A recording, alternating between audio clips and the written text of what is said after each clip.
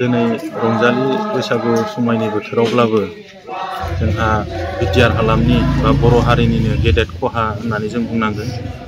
मीना बसुमतारी बिथाङा दिनै हरखाबै रुंसारि जालांबाय आरो बिथांनि जि मावनाय खामानिफोर बेयो जोबोद बाख्नायजाथावनामोन।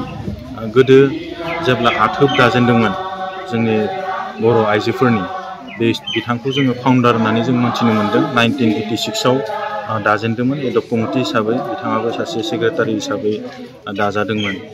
बेनिखायनो जोङो मोनथिनो मोन्दों बिथाङा जोंनि बर' जि बड'लेण्ड आन्दलन सोमावसारनाय बेयाव मैखोम बाहागो लाबोदोंमोन आरो बेजोंनो लोगोसे बिथाङा अंगनबादियाव फोरोंगिरि हिसाबै दङमोन आरो जोंनि गामियावनो बिथाङा अंगनबादिनि बायद'मोन।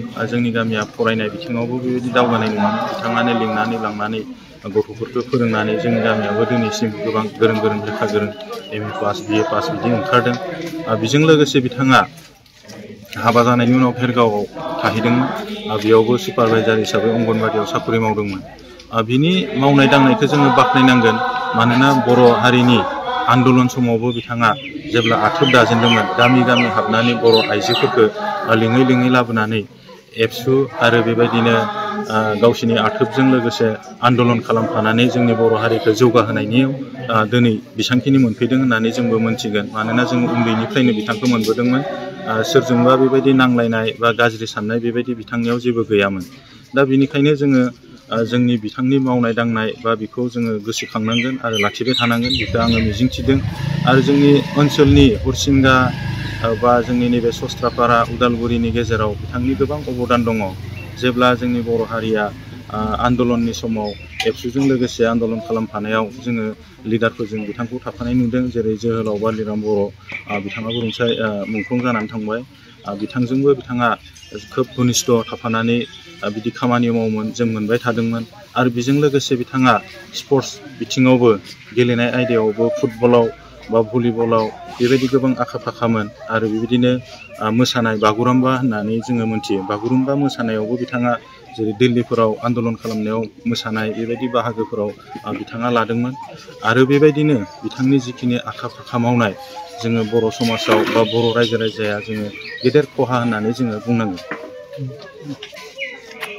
आङो मीना बसुमतारीखौ जेलानाखि नैबे दिनै जि न'खराव बिनि जि थागिबि न'खर बेयाव फैदों आरो जों आबुथनि जानानै जोङो भेरगावआव जि बिथांहा न'खर दङमोन, हाबा जानानै दङमोन, बेयाव बिथाङा सुपारभाइजार जानानै बे भेरगाव ब्लकआव दङमोन। बेयावनो जों दिनै बिथांखौ मीना बसुमतारीखौ जोङो जोबथा बिदाय होदों। आबुथनि जि फ्लेग बेखौ जोङो होनानै बिथांखौ जोङो जोबथा बिदाय होदों। 1982 मायथाइयाव जोंहा 20 आगस्टआव जोंनि बे आथोबखौ जोनोम होदोंमोन दरं जिल्ला, दानि उदालगुरि जिल्लायाव। गिबियावनो बे आथोबखौ जेलानाखि दानो थांदोंमोन बेयाव बिथांमोना दा मुंख्लं देबनाथ बसुमतारी, रोंसारि महेस्वर बसुमतारी बिथांमोनानो आरो मुंख्लं बालिराम बर' बिथांमोनानो दैदेनदोंमोन बे आथोब दानाय।